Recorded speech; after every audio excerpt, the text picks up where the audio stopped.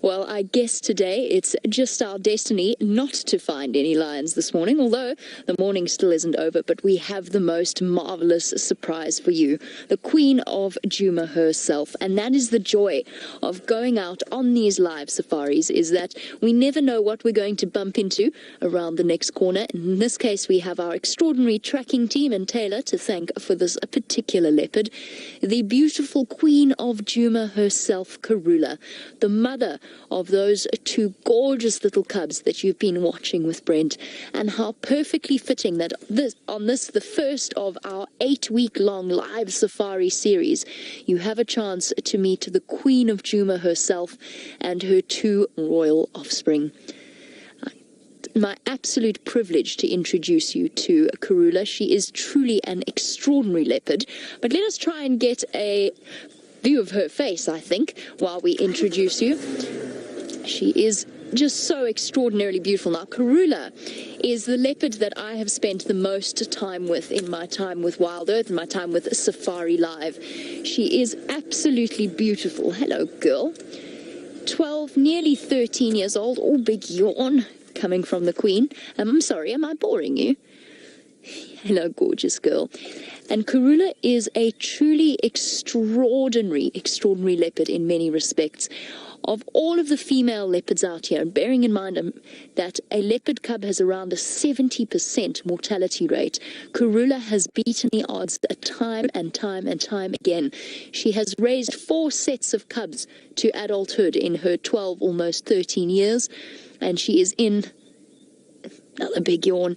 She's in the process of successfully raising the 5th. So that will mean that by sort of in the next year and a half, she will have raised 10 separate cubs to adulthood. And that's the best mothering record I have ever heard of in this area. It is truly extraordinary. Cannot emphasize that enough. And however it may be that she does it, she's quite a tiny leopard. We don't know what the secret to her success is, but there clearly is something, because she is extraordinary as a mother. And she's giving us a couple of big yawns. If she starts to lick her feet, there's a good chance that she's going to get up and start moving. We're quite far away from where Brent is with those leopard cubs. We're probably about 1.5 miles away. So she has left them tucked away safely to go off in search of breakfast. And Drew in Washington, lovely to hear from you. Drew would like to know how her cubs will go about taking over the territory and how they will go about establishing their own. Now, Shungile, the little female, she will take a part of a Karula's territory. Oh, there we go. See, she is up. She will take a little section of Karula's territory when she becomes independent. As to which part it will be, well, we just don't know. We'll have to wait and see. Hosana will take a little bit longer, and he will probably move away from this area, very sadly, as is the want with small leopard males. Now, don't forget, you can send through your questions just as Drew has done, and you can do that on #SafariLive on Twitter. How cool is that, walking right past the front of the vehicle? Hello, girl. It's good to see you again. And now Karula is going to lead us on her famous style through the bush and keep VM and myself very busy as we carry on. This is a very dense area, but we are going to follow her to see whether or not she is successful in securing breakfast for her 2 leopard cubs. Remember, as we go throughout this 8-week series, you'll be able to follow the fates and fortunes of Karula, her cubs, and many of the other extraordinary creatures that we get out here, right now in the African bush. Okay, let's catch up quickly. Let's get a little bit closer before she disappears. I know Karula. I have followed her many times. She vanishes in the blink of an eye, and that we don't want her to do. Right, she's going straight towards where that male lion was. Now, as she goes off in search of breakfast, we are going to be taking a short break, but don't go anywhere. That's the joy of the live safaris. We just don't know what's going to happen next. Brent will be with her cubs. I will be with the mum. Let us find out how it goes.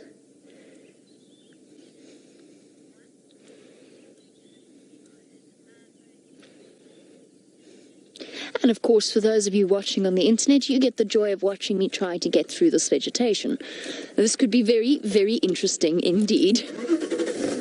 Okay, which way are we going to go? Deja vu. Serious deja vu. Okay. Madam, which way are we going? Oh, this way apparently. Okay, let's see if we can try and get around. Oh dear, this might have been the wrong. Whoopsie. Flying logs, flying sticks, watch the thorns, Viam. Under the trees we go. We've just got to go through here.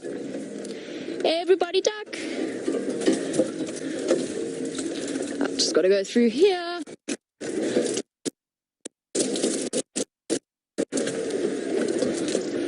And there she, ouch. It's okay, I wasn't using that bit of skin anyway. Okay, she's going to go through this massive dip, which means there's a good chance we're going to lose her, but I'm going to try and figure out a way to get down here. I'm not quite sure how. We'll try and make it happen. Let's go for one last view of Karula before she disappears down in here. Not there, Karula. All right, as I try and figure how on earth to follow one of the stealthiest creatures in the bush, let's go back over to James. And Karula has been leading us on a very merry dance through the bush this morning as she goes off in search of breakfast and at the same time scent marking the various trees along the way.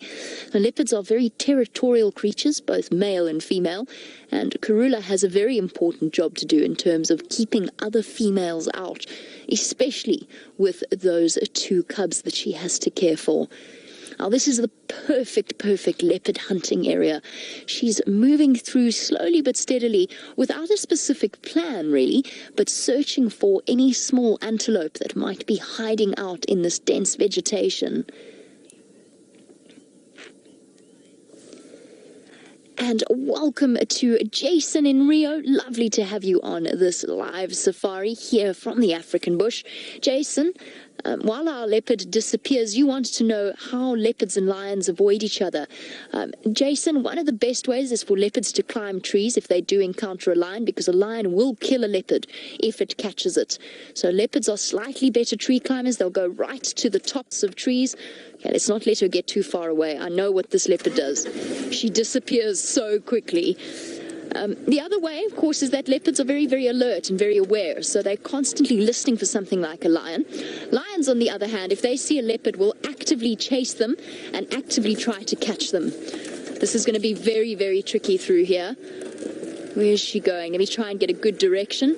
I can see where she's going. Now, for those of you that have just joined us, this is happening right here and right now. It is a live safari, and you just never know what direction it's going to take. There she goes.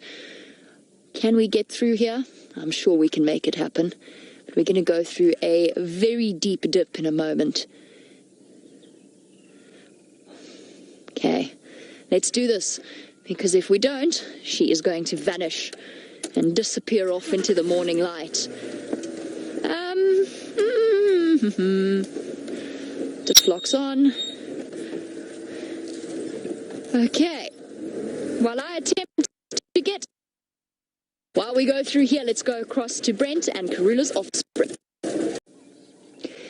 Karula is sneaking through the vegetation, and she's spotted something that she would very much like to catch and eat.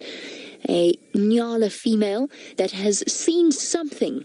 It's seen movement, but she hasn't realized exactly what that movement means. She doesn't realize that that movement is death on 4 paws. So she's cautiously sniffing, looking and listening. And at the same time, Karula is weighing up her options. Now, leopards are ambush predators, so the speed with which they launch their attack happens unbelievably quickly, but it only happens at relatively close distance. Oh, all right. Distraction. Stop for a head rub. And a jolly good scratch, get to all of those ticks at the back of the neck. I suppose that is a good way of helping to keep her focused so she doesn't have to worry about itches.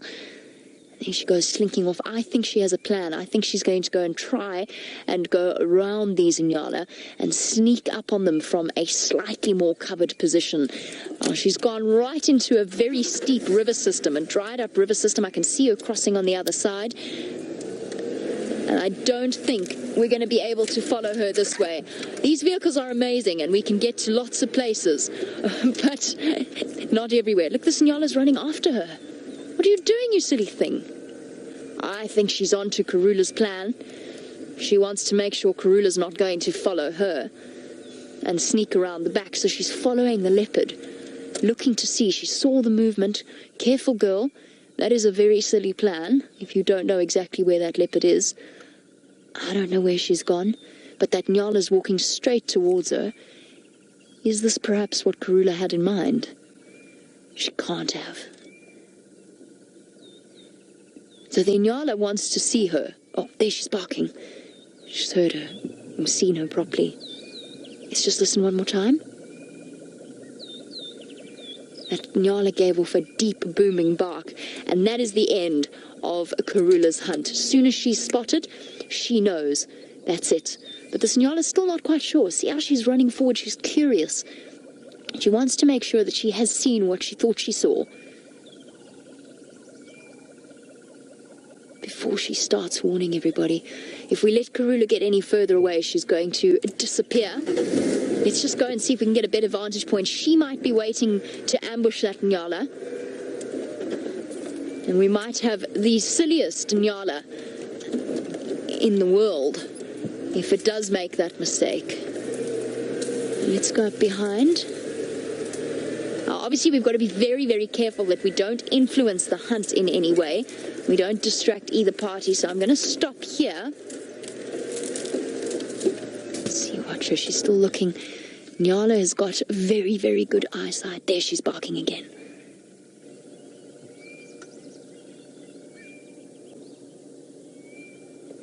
Letting the world know that there is a leopard in this area.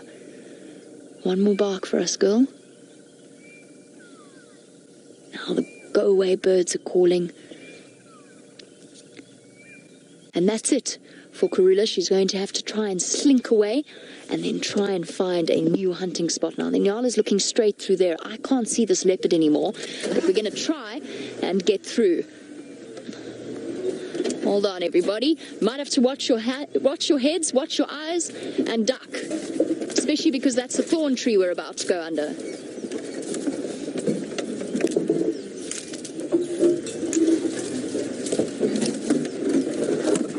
Give me 1 second more to just see around this corner. No, I think she's pulled a sneaky disappearing act on us. Oh, let's pop over to James in the tent. From the cubs to their very busy mother, we are still with the amazing Queen Karula here right in the heart of her territory on Djuma Private Game Reserve.